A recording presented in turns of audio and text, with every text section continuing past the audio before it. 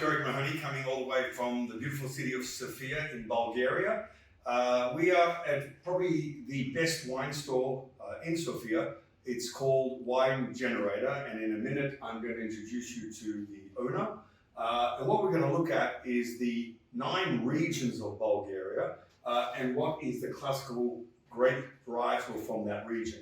Now, Bulgaria is very sensible, like Australia. We're not like the French and like the Italians, where you can only grow this grape in that region. They like to mix it up a little bit. But the regions and the terroir is quite amazing. So I'm going to come down here and I'm going to introduce you to my good friend and colleague, Julia. Hi, Julia.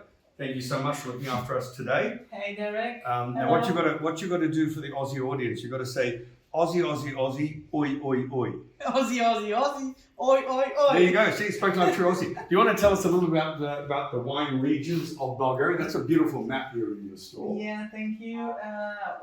This is because we are dedicated entirely on the Bulgarian wine. We want to put it not only on the map, but in the map of the world. Yes. So this is the small map of Bulgaria. As you see, it's not very small, but it's practically covering all the zones for the wine production, the main zones for wine production, which are more or less 9 of them, starting from the Black Sea. Then we have the Danube Plain, over there is Danube River, northwest, of course it's northwest. Rose Valley, famous with the roses. Then the Thrace, which we are divided by west and east Thrace. Here is Greece, there. And here is Turkey, and we have East Rhodope Mountains and Sakar, 2 zones in one, very tiny one, and very, very influential zone, very famous, is Struma Valley, where you have a Mediterranean climate. And we are here, Sofia. No wines in Sofia. Sofia is in the mountain, No beautiful wines. city, but don't think you're coming for wine. So what we're going to do, we're going to take a little virtual tour from Sofia to these regions, taste the wines, and I'm really impressed already with the varietals we've tried. So let's go. So in today's wine tasting, we're doing a classical flight. We're going to start with some very unusual sparkling wine. They're going to work our way through the classic whites, a rosé from the favorite place. I like the Rose Valley. And then we're going to go to the whites, the reds, from the lighter reds to the heavier reds. And some of the heavier reds are just exceptional here. So Julia, I'll let you start off by telling us a little bit about the sparkling. Yeah, right. So in the sparkling, it's this doggy label, as you see, we have a very unusual variety which is called Sandanski Misket, and it's come from Struma Valley, which is practically the hottest zone, the one with red here. But as I told you, it's the most influential zone from the Mediterranean climate. So when you have a good altitude, as is the case with the vineyards of this wine, you have a fantastic acidity, and you can make wonderful sparkling, natural sparkling wine, which is called Petnat, Petit Naturel, which means that it's without degorgement. So the good thing about this wine is that they've kept the yeast within the wine, not like the classic French where, and even in Australia, where we do méthode champenoise, where we put the bottle like this with all the yeast and then we do the saber, right? Yes. And this gives it a very unique taste. I'd highly recommend. Okay. So, I mean, there's very unique grape varietals here in Bulgaria. In the whites, we have the Dimyat, we have the Misket. Then going into the reds, we have Reuben, the Melniak, Gamza, Mavrud. And what I'm trying to do is to show you kind of like the protected geographic indications of the regionals and where the best varieties of these grapes would be found. So I think we'll start with the Dimyat, and I'll hand over to Julia. Yeah, fantastic and a very unique white grape variety coming from the Black Sea zone, famous for us with the tourism, but also with this light, not very aromatic varietal, but with fantastic acidic structure, fantastic for drinking in the summertime, as well as the base of our wine grape brandy distillates. So the next white we're going to look at is called Muscat, and many of you will probably associate it with the word muscat, and it's a similar sort of raisiny type grape. What I like about this is on the nose, it's just herbal, right? And it's got a very unusual taste, particularly the aftertaste, but I'll let Julie explain more. Yeah, that's correct, Derek. It's also unique grape variety. Yes, it's a cousin of a Muscat, but very, very far away from it. Not very aromatic as a Muscat, very much on the herbal side, and it has this spiciness at the end of the taste, which is absolutely fantastic. And this winemaker actually makes it in a concrete egg, which gives, if what I like about tasting a wine is I want to be in the vineyard. I want to know what is that guy thinking. And this guy, is mixing it up really well. So do you want to tell us a little bit about how the fermentation is unique in a concrete egg? Because that's something unique. Yeah, that's cool. And this is why the label is like an egg, because it's a egg fermenter. Egg fermenter means that fermenter is practically a concrete egg. Inside of it, the thermodynamic makes the fermentation very intense, and with a constant contact steering the skins with the juice, and it gives a fantastic structure, amazing structure for the wines. And really highly recommend. This is my favorite white of the region. Okay, now we're starting with the reds, and we're going to start with a lighter red. Actually, this is my favorite red. It's called a Reuben. It's kind of like, I don't know, a brick red in color. It reminds me of Nebbiolo. I don't know whether that's correct or not. Is it? What's the mother and the father of this grape? Yes, exactly because of that. It's a daughter of Nebbiolo and Syrah. The mother is Syrah and the father is Nebbiolo. It's really amazing, interesting crossing, and it reminds a little bit.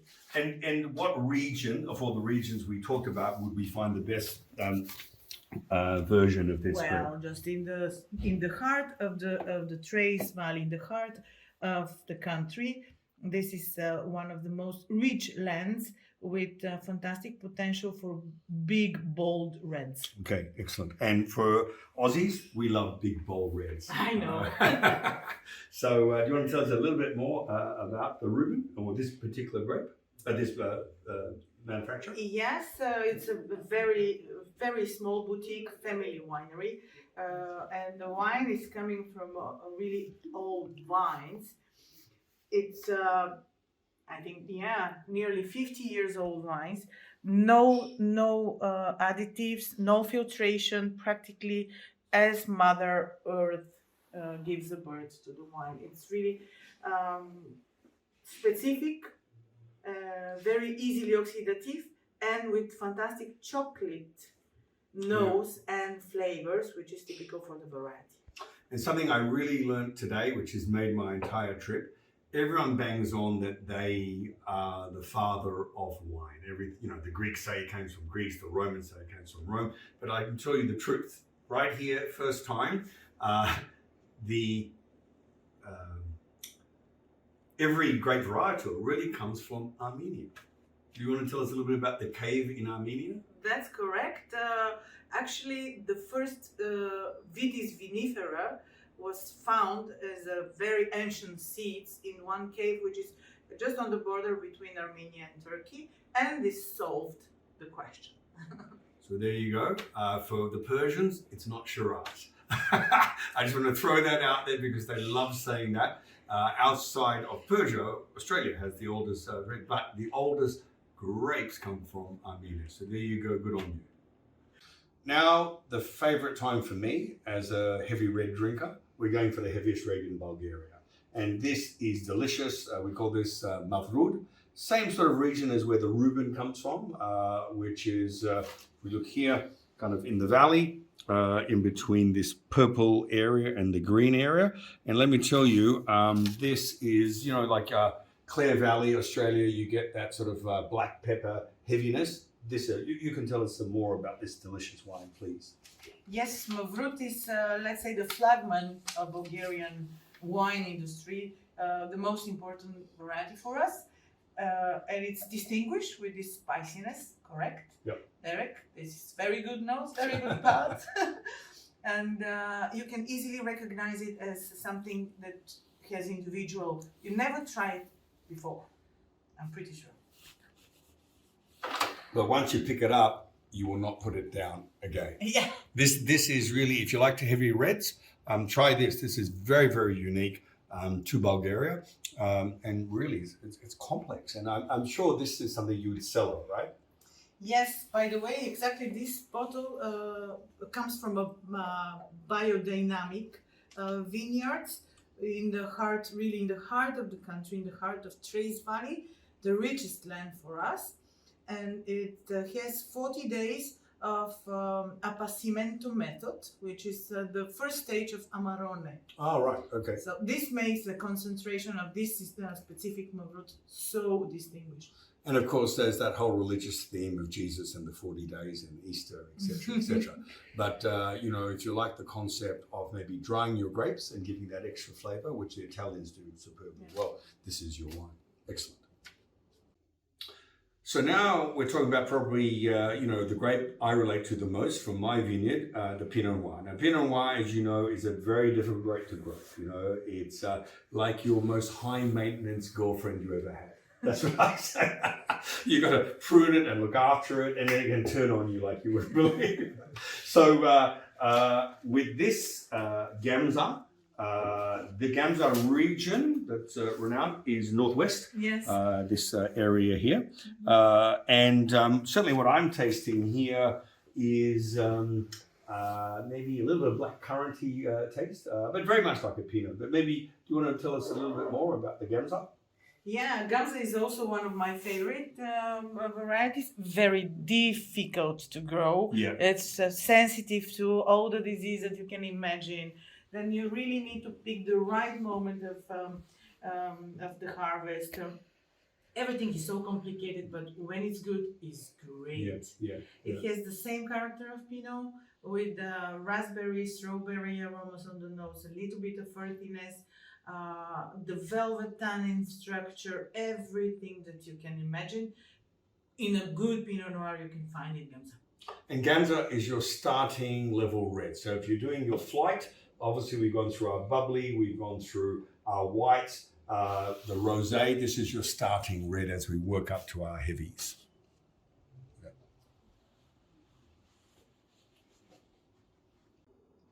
Okay, so now we're tasting kind of the middle level red as far as the heaviness, and this is called Melnik.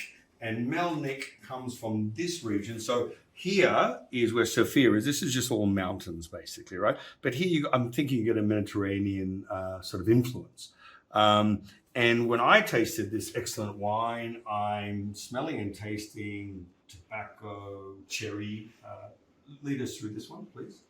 Yes, Melnik is the let's say the second wine as a industrial importance in Bulgaria. This one specifically comes from very old vineyards, 60 to 70 years old, from a volcano-based soils, very poor land, fantastic for quality wine growing. It's the middle body variety wines, and yes, you're correct. It gives a spiciness as a sweet spices, as tobacco leaf and morello cherries in milk chocolate. It's very delicious and very distinguished. Something that you've never tasted before. In fact, I'm so impressed with Bulgarian wines. You know what happens every time I travel? We buy the wines, we go home, and we have a dinner party. And we try and pair the wines with the different food. And the food in Bulgaria is amazing as well. So, you know, everyone talks about Georgian kitchen and Georgian wine. Let me tell you, the secret of the Balkans is Bulgaria. And I just learned today that, you know, the term Balkans, well, listen, there's the mountains. The Balkan region is Bulgaria. So I'm an orthodontist and I attend a lot of the Balkan Orthodontic Association meetings, which is Northern Greece, which is Serbia, Croatia. But really it all begins here. And for those in Sydney, you know, the famous restaurant in Darlinghurst, which is called Balkans. Well, you know, I'm going to now make them keep some Bulgarian wine. We go there for the food, right? But Yeah. they don't have one Bulgarian wine. Well, that's a Yeah. pity. It is. I think they're Serbian. That's why. All right. So thanks again for listening to Derek Mahony Wine Blog. Please look out for our new vertical tastings where we look at wines. And if you have any comments or suggestions, feel free to email me. But Julia, thank you so much for your exceptional knowledge. And let me tell you, I am loving it.